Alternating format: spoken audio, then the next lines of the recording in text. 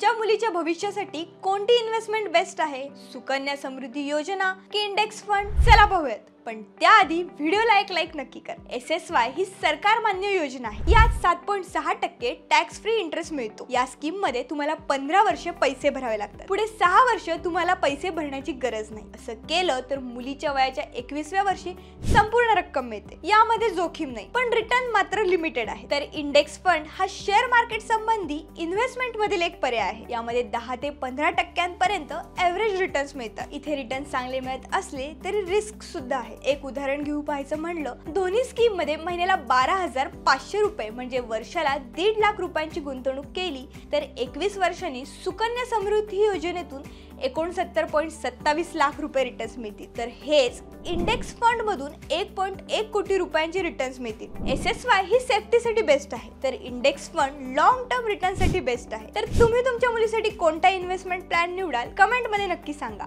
सोबतच पैसा पाणीला फॉलो करायला विसरू नका.